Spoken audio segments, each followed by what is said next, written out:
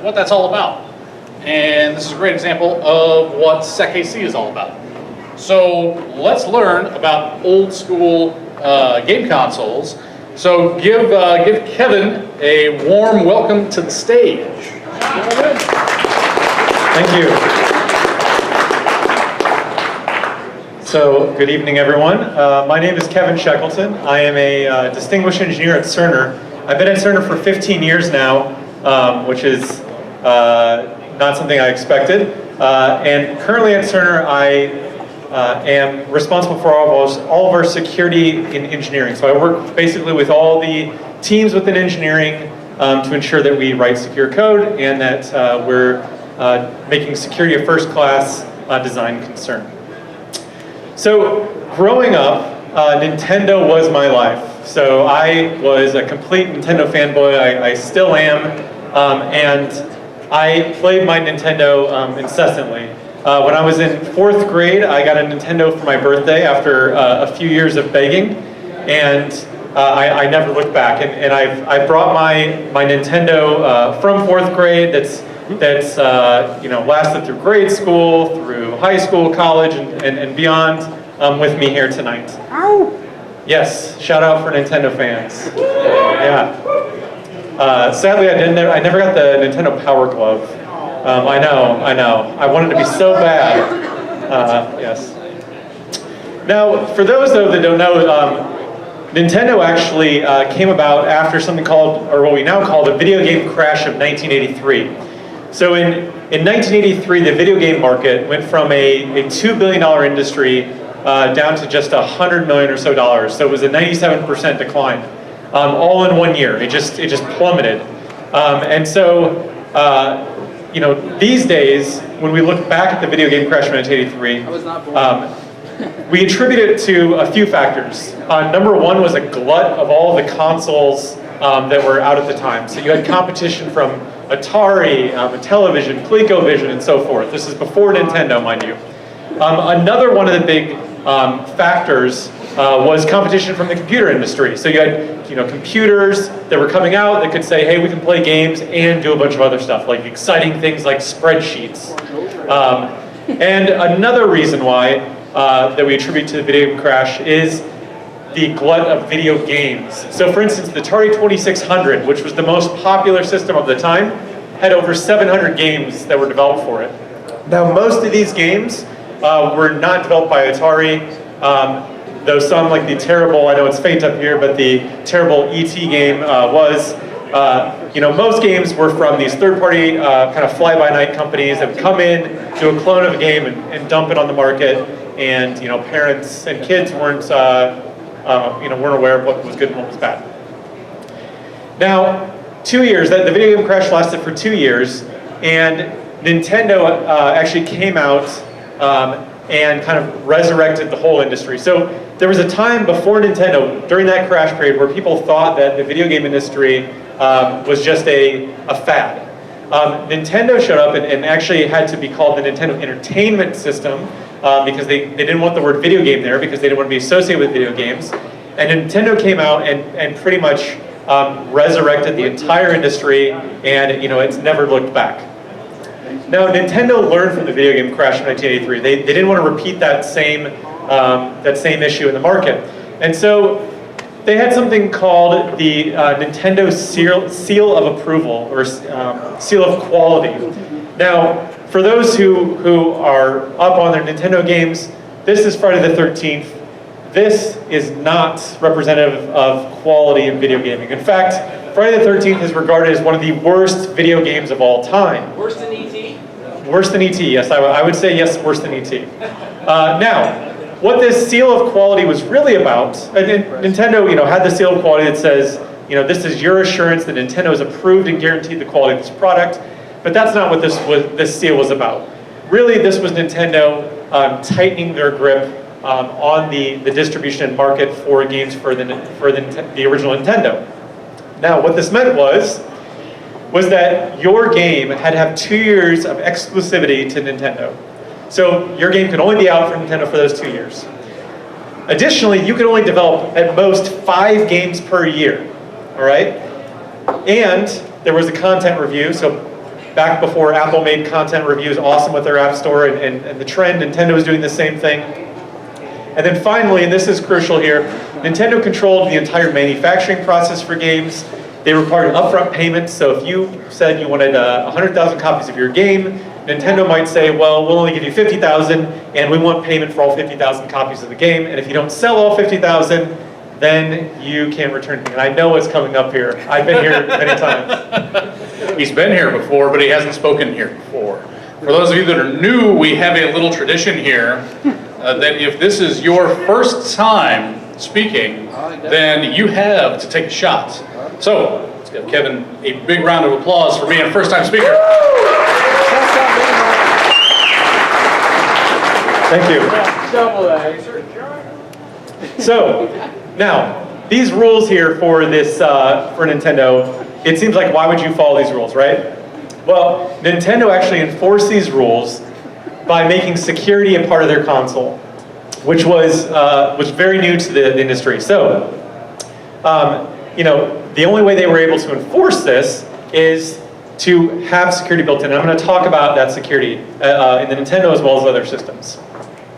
So now, I want to transition though to an awesome game. So, anyone played Mega Man 2? Yeah! Awesome, you guys are my people. So, I've got a modified version of Mega Man 2 here, but Mega Man 2 is an awesome game. It deserves that seal of quality.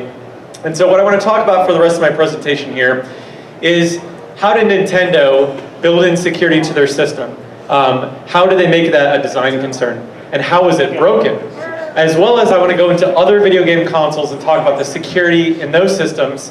And what I want to do is relate the security in the consoles and the games back to the software and systems that we build today, because there's a lot of stuff that we can learn you know, from lessons in how security was considered or not considered in the design and how it was broken. So with that, if you would indulge me a bit, I want to continue my presentation here from my Nintendo that I modified so that I can basically play whatever I want in here. And I'm going to switch over here in a second. So if you could switch back to the VGA input.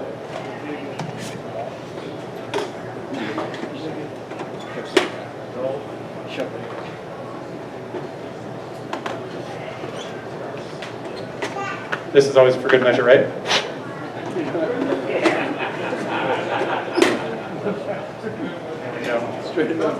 Yeah, blowing it. Oh, I did. I blew in the cartridge.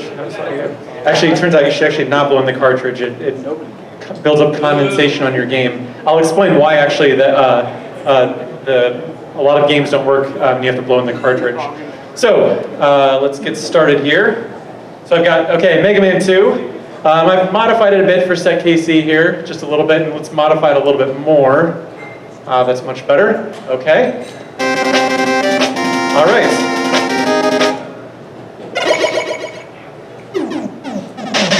Okay, so thankfully Mega Man 2 had everything I wanted to talk about here, so I just replaced some of the things. We've already talked about the video game crash of 1983.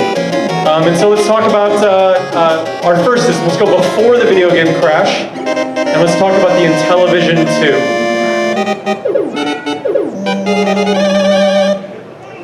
Now, the Intellivision was out before Nintendo, so this was a system that had about 20% of the market at its peak, you know, next to the Atari 2600. And the Intellivision had some competition from another company called Coleco. And the Coleco came out with a console called the ColecoVision. Now, anyone own or play ColecoVision? Awesome. ColecoVision is actually, next to Nintendo, my second favorite system. And you can see here that Coleco pretty much copied the Intellivision. Like, the controller design is the exact same, the console looks the exact same. They were shameless here. Now, with that being said, the ColecoVision, like I said, was awesome. But Intellivision did not like that ColecoVision was pretty much coming into their market and competing with them. And so with the Intellivision 2, they came out with what is now the first rudimentary version of some security built into a console. And when you booted up your Intellivision 2 and put it in a game, this is what you saw. So you got this title screen or this copyright screen that said, you know, Mattel Electronics. Mattel was the company that made Intellivision. You know, they present this game and then have some copyright at the bottom there. Was it actually wireless? was actually wireless. The Intellivision, That's crazy. my version's wireless, but the original version in the 80s was not. But I hack everything, so everything's wireless, like this controller here, wireless. So the Intellivision was controlled by something called the exec program. The exec program is basically the code that booted up when you turn on your Intellivision.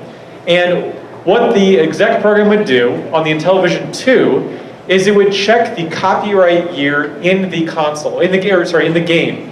So in the ROM of the game, it would say, is the copyright year, well, first of all, they check bit 6 of address 500C, and if that bit was 0, they just halt, so the game doesn't load. Then they check the copyright year, and if the copyright year is less than 1978 or greater than 1982, so basically the copyright year had to be 1978 to 1982. If so, the game would boot. If not, it would just hang there. So you'd get this green screen, okay? Now, why did they do this? Well, they did this because the Intellivision 2 games from Mattel all followed this here. The ColecoVision games, which I forgot to mention that the ColecoVision, not only did they compete with Intellivision on the console, but Coleco made games for the Intellivision, which Intellivision did not like at all. Well, the Coleco games for the Intellivision did not have a copyright year between these dates. They didn't set bit 6 of address 500C. And so the Coleco games, when you bought your new Intellivision 2 and you took the Coleco game that was supposed to work and you put it in, it just didn't work. And Coleco didn't know this until the Intellivision 2 actually came out. And so they, it took them a bit to actually figure this out and come out with new games. Now by this time the crash happened, but this is like a very rudimentary security check here, and it was very easy for the Coleco engineers to subvert. But it's notable here because this is the first time that any company tried to do something to prevent games that they did not want running in their system. So let's move on to the Nintendo. And if you don't appreciate these transitions, I'm sorry, but it's going to be the entire time here. So drink up and enjoy. So if I would open up my Nintendo here, this is what I would see. This is the motherboard of the Nintendo. We're looking at it from the top down. The games load in from the bottom here. And if I highlight here this chip here, this chip is the security bit in the console. And this is called the CIC, or the Checking Integrated Circuit. We also call it the 10NES chip. So the 10NES chip acts as a lock. So in your console, you effectively have this chip, which is a lock. And in our Mega Man game here, the modified Mega Man game that I've got in here, it actually has that exact same chip. It's literally the same chip, it's just wired differently.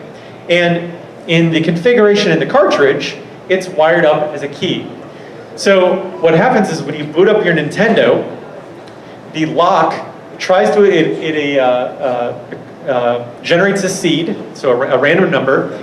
It then communicates with the key in the cartridge, and it sends it the seed.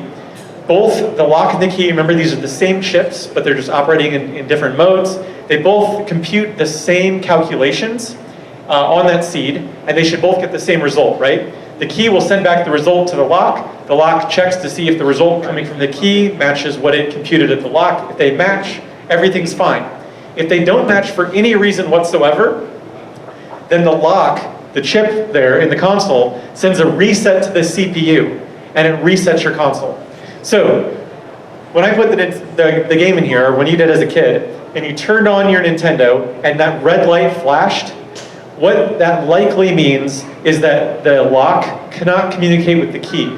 And usually that's because the game doesn't have a good connection to your console.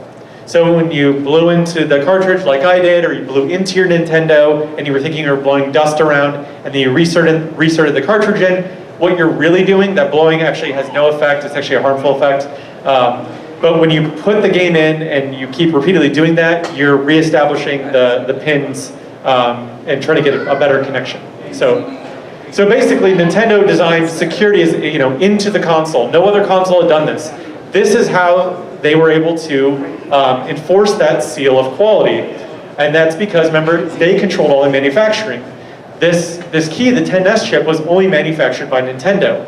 And so when you wanted a game made, Nintendo would make the cartridge. They'd take your ROM code, they'd put it onto the chip, and they'd make the entire cartridge there.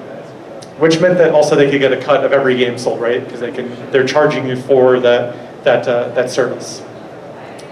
Now, if we look at the patent for the 10NES chip, it actually describes this interesting scenario, which is that if you have a scenario where you have a key configuration, so in your console, it's wired up as a key, not a lock, that's an error scenario. And in an error scenario, the 10NES chip doesn't work. So it doesn't reset your CPU, and it allows whatever you want, whatever code you want to run. Well, that means that if we snip that fourth pin on the bottom there, that's the positive 5 volts of power coming from our Nintendo console. And if we snip that, now our 10NES chip is no longer drawing power. The cartridges don't have any power drawn to them, and the lack of power is what causes it to act like a key. So just snipping that chip in your Nintendo will literally just disable the 10NES chip, and now you actually won't have any issues with the game loading. You can play games that are games you've written yourself and burned onto a cartridge. You can, these are all region locked, so all the 10NES chips have a region associated with them. So this is a US Nintendo, so I can only play US games. I could get European games or Japanese games and play them in here just by doing this. So the moral of the story here is that all this logic is client side, right? So if it's on the client, if I have control over it because I'm the client, I can do whatever I want here. So I'm going to be able to break the security. So now there's another attack vector here, which is you can just knock the CIC offline, and that's what a few game developers figured out. Which is, remember, to operate as a lock, it draws positive 5 volts of power from the Nintendo. Well, some game developers who did not want to pay Nintendo the licensing fees created their own cartridge, and they put a voltage chip in their game that sent negative 5 volts of power to the Nintendo, which inverted the positive 5 volts to the CIC chip, and it knocks it offline and it doesn't do anything. So basically it doesn't operate, and now their games would run. Now, their games, the game developers that did this made terrible games, so it really was worthless, but is an interesting attack vector. And Nintendo actually fixed this in later revisions by adding a diode on there to protect against those voltage spikes.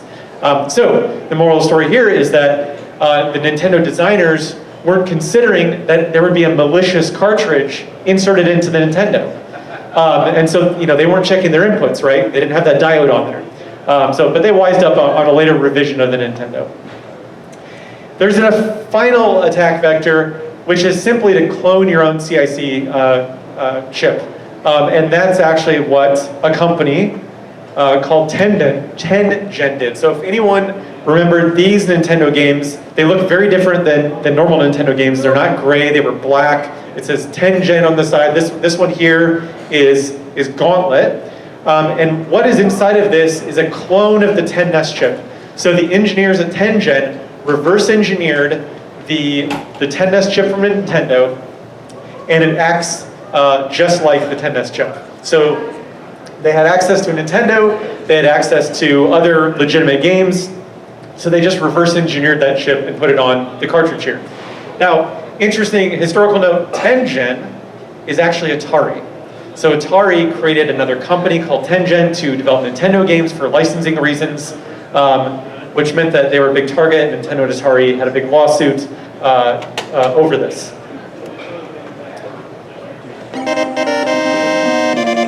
Okay, so moving on from Nintendo, let's talk about the Sega Genesis. So the Sega Genesis here was a great system, and they had something very similar to Nintendo's seal of quality, the seal of approval. Sega had what they called a seal of quality. And this was on most Sega games. It was actually optional, so it was not enforced like Nintendo's was, where it was a required thing. But the way the seal of quality worked, to how Sega did it, was they took a similar approach to in television. And when you booted up a Genesis game, and this is actually, the initial Genesis did not have this, later revisions did, and you would get this copyright screen. And the code for that copyright screen basically said that the word Sega had to be in a particular memory address of the ROM. So this is, and it was actually documented in the Sega Genesis developers documentation. So it wasn't something secret. They literally said, if you want a Sega game to play in the Sega Genesis, you need to put the word Sega into this particular memory address, and when you do, then this will come up that says produced by or under license from Sega Enterprises. So that would be this, the console would ensure that you did this. Now, this isn't a technical security measure, this is a legal security measure.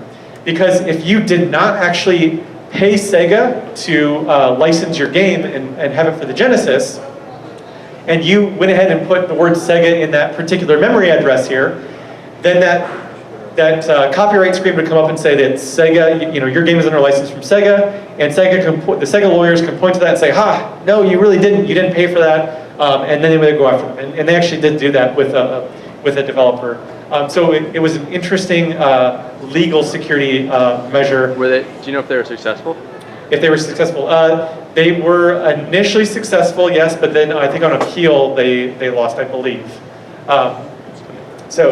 But do you really want to pay for lawyers to go in a long legal battle with Sega? Probably not. It's just interesting. Yeah, I was just curious. Yes, you do. Apparently you do. Okay. Yeah, I was just curious how it settled. Okay. I should have asked any lawyers in the house.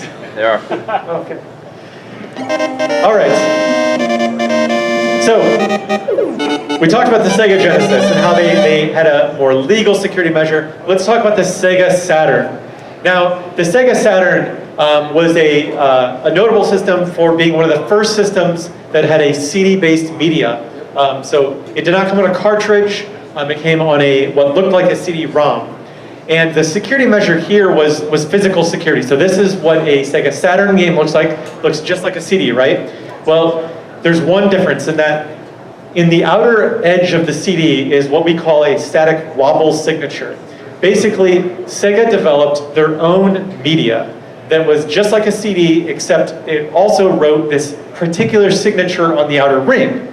And so Sega, like Nintendo, was the only company that, Nintendo produced all the Nintendo games. Sega produced all the Sega Saturn games because they created the actual burners that could burn that signature in the outer ring of the CD. And the Saturn had a CD reader that was capable of reading that static wobble signature there. Now, what this, in the security space, there's something called work factor. And work factor, if you're not familiar, is basically the amount of effort that it would take to compromise the security here. So for an attacker, the work factor to duplicate that signature on the CD or reverse engineer the reader is just too high. And as a result, no one's actually broken this yet. No one has actually created a burner that can write that signature. No one has created a reader to read that signature. Now that doesn't mean that it's not crackable. It just means that it's not worth the effort because there's lots of other ways that we can attack the Saturn as opposed to going through the official security means, and attackers have done just that. Now, work factor is actually described in this fantastic paper from 1975 called The Protection of Information in Computer Systems. If you haven't read this paper, and I know research papers can be dry, this one is actually, it's very relevant, it's a very easy read, and it goes through several security principles identified in 1975 that are all still relevant today. One of these is work factor. Now, work factors are, today, we commonly talk about work factors when it comes to cryptography. So like, bcrypt, there's a work factor variable on there where you increase it as computing power increases. You want to increase the work factor to make it harder to crack. And so that's where work factor comes in today. Now with the Saturn, attackers basically just said, I'm not going to go and mess with this hardware because it's too much. And so instead, they attacked another means. So one of the methods is the disk swap attack, which is basically you put in a real Sega Saturn disk, the security signature on the outer ring is read by the Saturn, then you yank the disk out before the game loads, and you put in your burn disk or your hacked disk, and then the system continues on. And then another method is with mods. So mods being just modifying the system. So there's a notable guy in the classic video game industry that basically modded his Saturn to load games off of a USB stick. So you have access to the hardware, it's client-side logic, you can do whatever you want, and so you'll just mod it to do whatever. So the Saturn obviously still hacked. So next up I'm going to talk about the Sony PlayStation.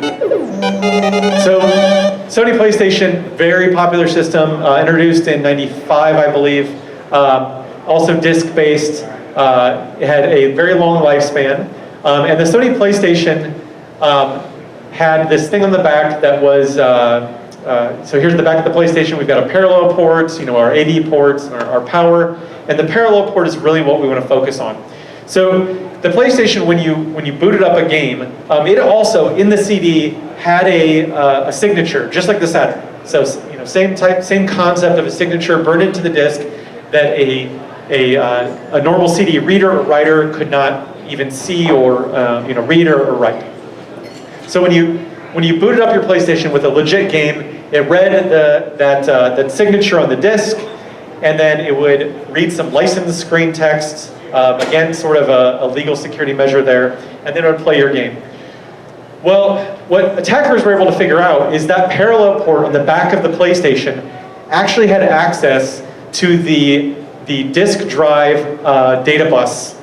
So plugging into the parallel port, you could hijack the data stream coming off of the laser, okay?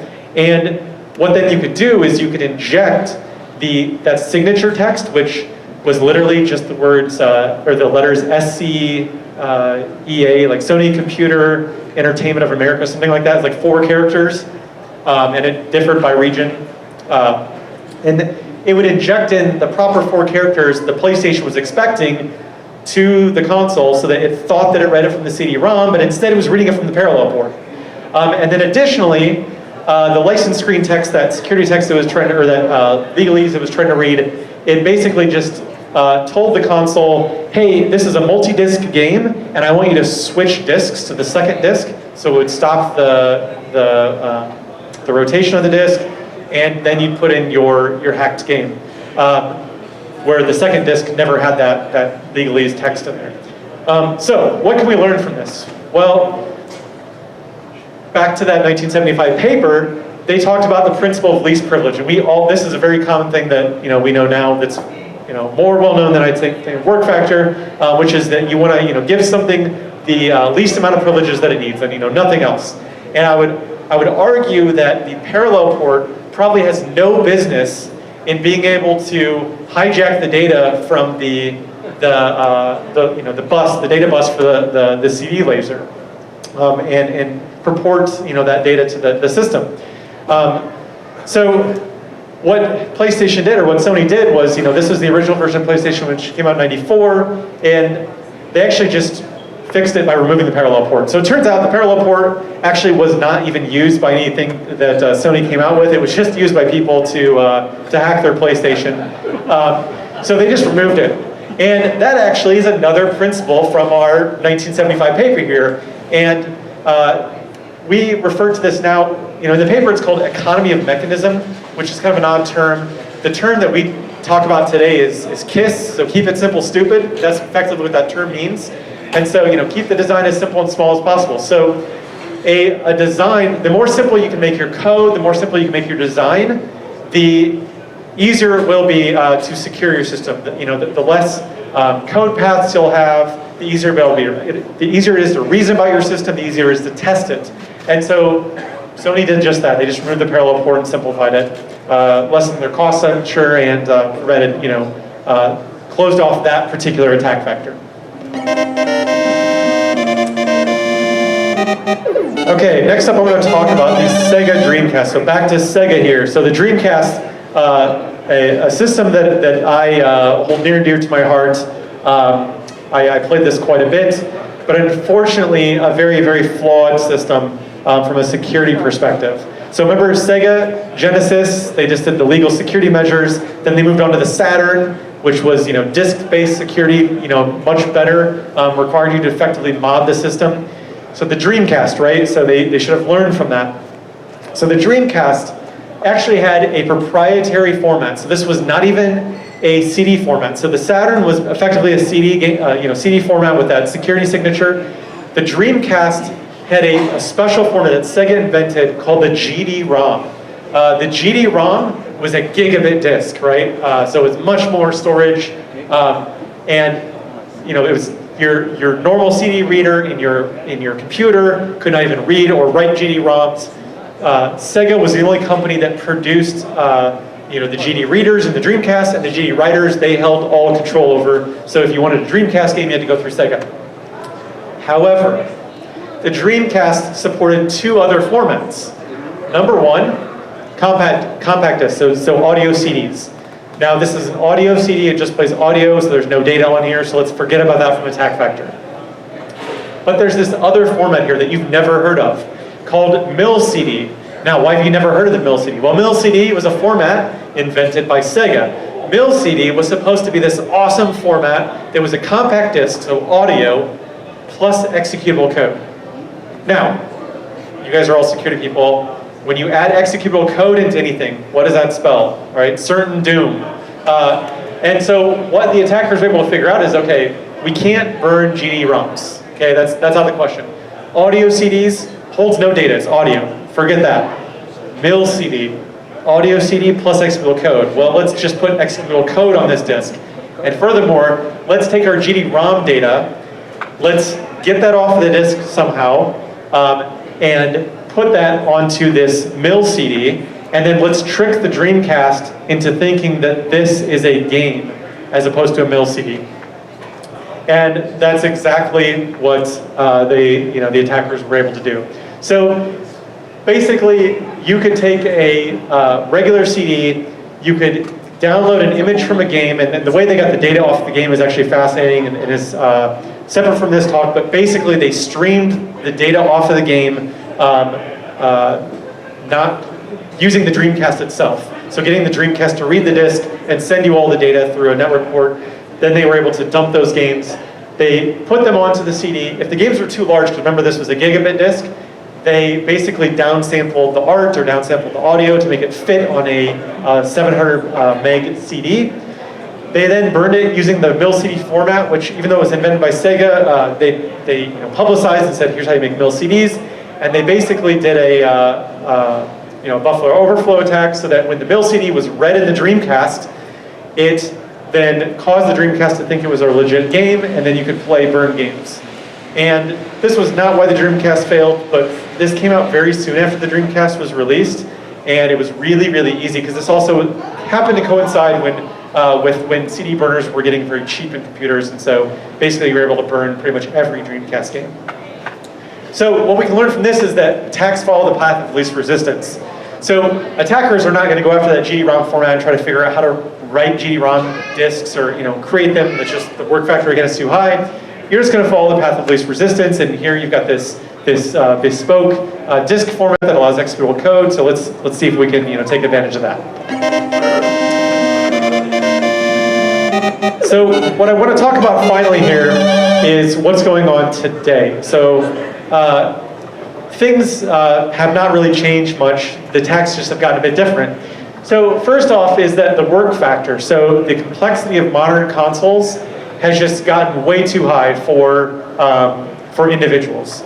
You're not gonna, I can reverse engineer, the Nintendo here, but I'm not gonna reverse engineer the Switch, or even, the Wii or the GameCube. It's just, mods are just, pretty much not going to be something that comes out anymore, because the complexity to mod your system is too high, or just the components on the system, they keep shrinking things down, and it just, it's not that it's impossible and that it's, again, it's all client side, so you can still hack it. It's just that that's not worth it. It's not worth your time, because there are a lot of other attack vectors that are a lot easier. And the attack vectors now are all in the software.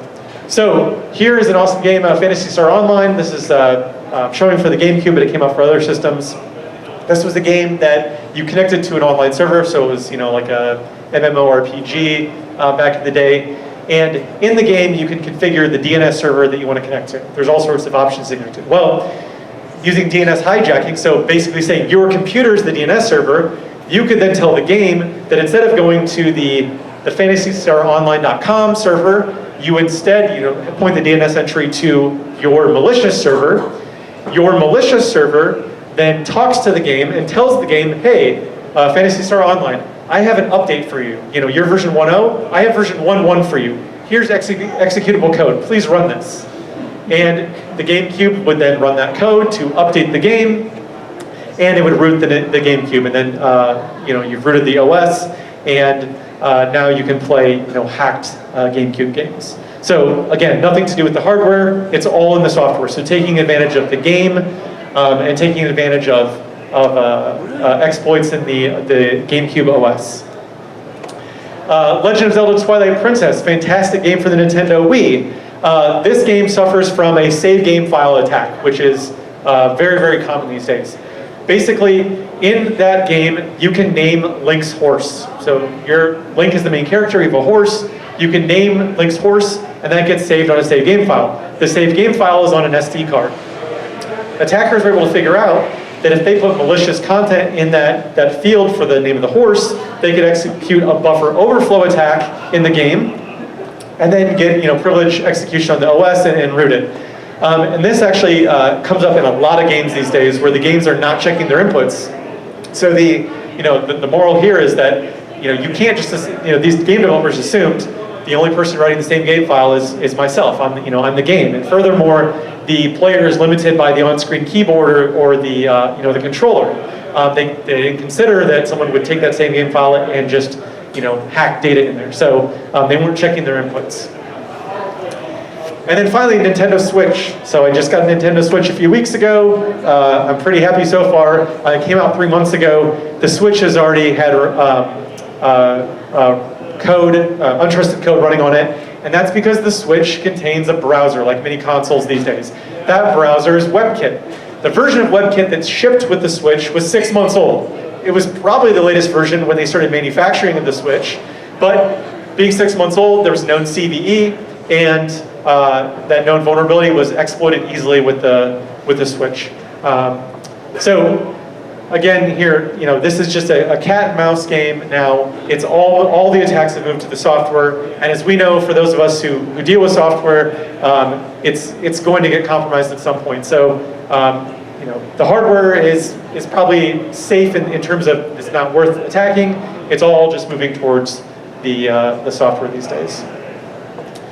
So for those of you who have played Mega Man 2, you'll recognize that this is the end of the game, and this is also the end of my presentation. So I hope that what you've taken away here is some of the ways that companies embedded security or try to embed security into the design and workings of their consoles, and how those were broken and how those relate to the software and systems we build today. With that, thank you very much.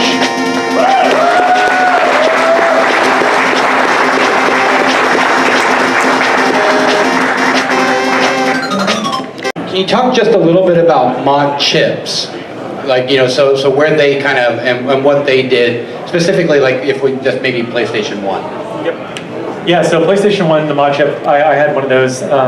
It was, whoever figured out that the parallel port had access to the data bus, then created a chip, and I think I paid like $20 back in college for that chip, and it just plugged right in. That was the easiest one because it didn't require any modification. Mod chips, so technically, snipping that pin, the 10S chip in the Nintendo here, that's modding your system, it's not a chip, but most mod chips are some sort of circuit that you are soldering into your console up to certain pins, and it bypasses the security checks of the console. It just, nowadays, I don't think anyone bothers with mod chips anymore because they're too complex, and there's always a risk of screwing up your console. Thank you. Yeah. So this is obviously Googleable, but for the sake of discussion, you mentioned the buffer overflow with the Legend of Zelda Twilight Princess. That was really interesting to me because you think, well, first thing, how many characters were they allowing you to use to name your horse? I can't think that would be terribly many, which then begs the second question, what does that payload look like exactly? How small was that payload, and can you just talk a little bit more maybe about how that buffer overflow is exploited? Yeah, so I don't know the details of the technical details of that buffer overflow in Twilight Princess. What I will mention is, and I should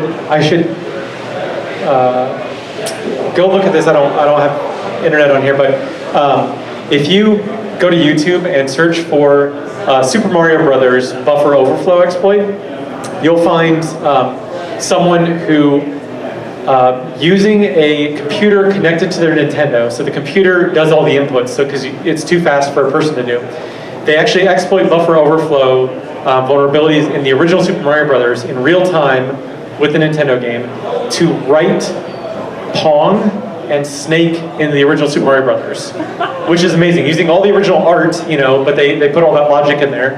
And then someone else sent me after the B-Sides talk another buffer overflow exploit for Super Mario Brothers as well as Legend of Zelda. So people are finding these all the time, and it's pretty amazing what they do. And I'm amazed at their time, frankly, is to figure all that out. So, but I don't know. Sorry, I don't know the details of the Twilight Princess one. Thank you. Yeah.